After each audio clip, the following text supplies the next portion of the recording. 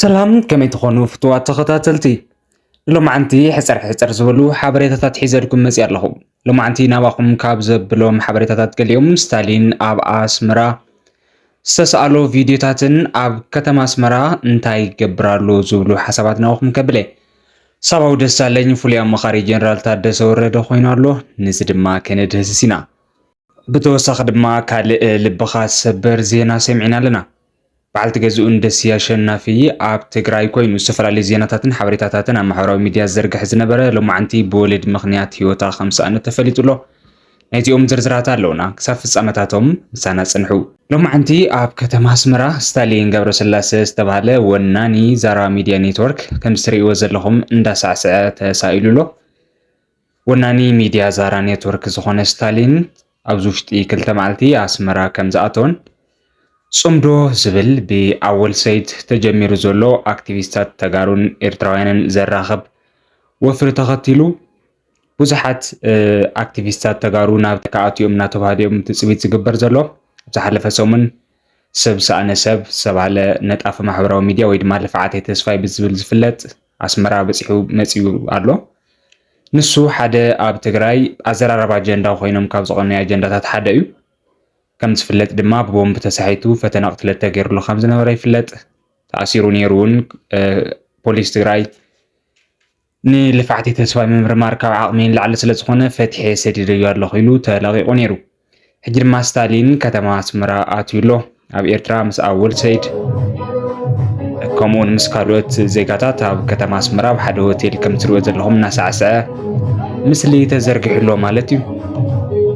ከም ዝፍለጥ ስታሊን ገብረስላሴ ኣብቲ ጆኖሳይዳዊ ኩናት ትግራይ መንግስቲ ኤርትራ ኣብ ትግራይ ዝፈጸሞ ናይ ጆኖሳይድ ኩናት እናኾነነ ከምኡውን ድምፆም ዝሰኣኑ ተጋሩ ድምፆም ንኽስማዕ ቮይስ ኦፍ ዘ ቮይስለስስ ወይ ድማ ናይቶም ድምፂ ዘይብሎም ዜጋታት ኣሕዋቱ ተጋሩ ኮይኑ ፀኒሑ ሕጂ ግን ኣብ ኣስመራ ኣትዩሎ እንታይ ይካየድ ከም ዘሎ ድማ ሓድሽ ነገር እንድሕር ሃልዩ ካብ ኤርትራ ክንነግረኩም ኢና። ኣብ ዛዕባ እዚ ግን ከምዛ ትሪእዋ ዘለኹም ሳዕስዒት ብሳዕስዒት ኮይና ኣላ ማለት እዩ። ካሊእ ሳባው ደሳለኝ ፍሉይ ኣማኻሪ ጀነራል ታደሰ ወረደ ኮይኑሎ ሎማዓንቲ ካብቶም ኣዘራራቢ ዝኾኑ ናይ ማሕበራዊ ሚድያ ጉዳያት እዩ።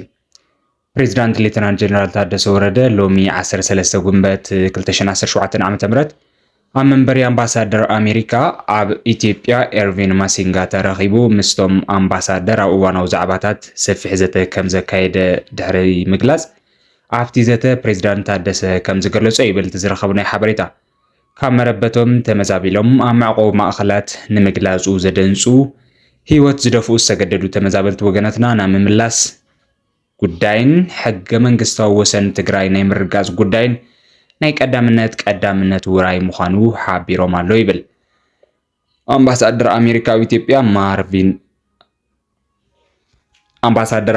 ኢትዮጵያ ኤርቪን ማሲንጋ ብወገኑ ውዕል ፕሪቶርያ ብኣግባቡ ክፍጸምን ግዜያዊ ምምሕዳር ትግራይ ዝተሓንገጦም ዕማማት ብዕውትን ኣገባብ ክፍጸሙ መንግስቶም ኣድላይ ሓገዝ ከም ዝገብር ገሊጾም ድሕሪ ምባል ትሕቲኡ ዘሎ ተገዳሲ ዝኾነ ሓበሬታ ኣብቲ ዘተ ዝተረኽበ ፍሉይ ኣማኻሪ ፕሬዚዳንት ታደሰ ወረደ ኣይተ ሳባው ደሳለኝ ንኣውራምባ ታይምስ ኣብ ከም ዝገለጾ እቲ ዘተ ዕውትን ብዙሕ ምርዳእ ዝተበፅሐሉን ከም ዝነበረ ሓቢሩ ይብል።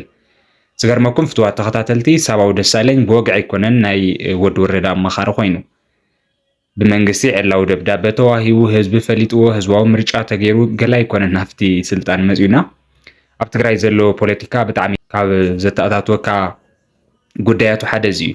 ዝኾነ ደስ ዝበለካ ልዒልካ ኣማኻሪ ትገብሮ ንሓደ ትሰጎ ንሓደ ተባርሮ ንሓደ ትቆጥሮ ከምኡ እዩ ዘሎና። ብዝኾነ ሳባው ደሳለኝ ብሩኽ ናይ ስራሕ ግዜ ክኾነልካ ተመኒና ኣለና። ካሊእ ልብኻ ሰብር ዜና ካብ ማይጨው ሰሚዕና ኣለና። ከም ዝፍለጥ ደስያ ኣሸናፊ ዝተባሃለ ኣብ ማሕበራዊ ሚድያ ዝተፈላለዩ ፖለቲካዊ ትሕዝቶታት ዘለዎም ዛዕባታት ፖስት ዝገብር ተጋዳላይ ሎማዓንቲ ኣብ ከተማ ማይጨው ሰበይቱ ብወሊድ ምኽንያት ሂወታ ከም ዝሰኣነት እዩ ተፈሊጡ ዘሎ። እዚ ብጣዕሚ ዘሕዝን ልብኻ ሰበር ዜና እዩ። ደስያ ኣሸናፊ ኣብ ማሕበራዊ ሚድያ ብዝዝርግሖም ሓበሬታታት እዩ ዝፍለጥ። ቅድሚ 3 መዓልቲ ብናይ ባዕሉ ውልቃዊ ጉዳይ ካብ ሚድያ ክዓርፍ ከም ዝኾነ ሓቢሩ ነይሩ እዩ። ሎሚ ሰሰማዕ ሓበሬታ ከም ዘመላኽቶ ድማ ሰበይቱ ብወሊድ ምኽንያት ኣብ ሎሚ ወጋሕታ ኣብ ማይጨው ሆስፒታል ዓሪፋ ከም ዘላ እዩ ተፈሊጡ ዘሎ። ምጽናዕ ንደሲ ኣሸናፊ ተመኛ ኣለና ንሓፍትና ድማ መንግስቲ ሰማያት የዋርሳ። ካልእ ኣዝዩ ዝገርም ሓበሬታ ድማ መልእኽቲ የውሃና ካብ መንግስታት ፈረንሳን ኦስትርያን ኮርያን ይብል ካብ ኤርትራ ዝተረኸበ ሓበሬታ። ኤርትራ መበል 30 ዓመት ጽምብል ናጽነት የኽብር ኣለኹ ትብል ኣላ። ነዚ ምክንያት ብምግባር ድማ መንግስቲ ፈረንሳይ ኦስትርያን ኮርያን ናይ የውሃና መልእኽቲ ከም ሰደዱላ እያ ትገልጽ ዘላ። ብምክንያት መበል 34 ዓመት ጽምብል በዓል ናጽነት ናይ የውሃና መልእኽቲ ዝተፈላለዩ መንግስታት ይውሕዝ ኣሎ ይብል ካብ ኤርትራ ዝተረኸበ ሓበሬታ።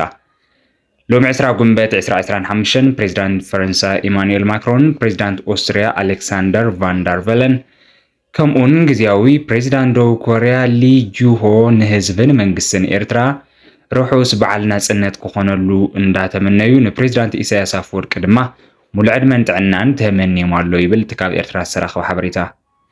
ኤርትራ ብሩኽ በዓል ናጽነት ይብለና ኣለና። ካልእ ካብዚ ሓበሬታ እዚ ከይወፃና መንግስቲ ኤርትራ ካብ መሬት ትግራይ ሰራዊት ያውፅአ ኢሉ ይበሃል ኣሎ። ኣብ ብዙሓት ዜናታት እውን ከምኡ ዓይነት ዜናታት ንሰምዕ ኣለና። ነገር ግን እዚ ሙሉእ ሕሶት ከም ዝኾነ ክነግረኩም ደሊ። ሕጂ እውን ሰራዊት ኤርትራ ኣብ ኢሮፕ ከምኡን ኣብ ሓደ ጫፋት ትግራይ ዓሪዱ ከም ዘሎን ሙሉእ ካብ መሬት ትግራይ ከም ዘይወፀ ክፍለጥ ይግባእ ማለት እዩ። ተኸታተልቲ ንቻናልና ሓደሽቲ ኮይንኩም ላይክ ሰብስክራይብ ጌርኩም ቤተሰብ ቻናልና ክትኾኑ ንላቦ ቀጻሊ ኣገደስቲ ዛዕባታት ክህልዉ ከለዉ በብእዋኑ ናባኹም ነብል ክኸውን እዩ። ክሳብ ሽዑ በብዘለኹም ወሰሰና እዩ ንዓኹም።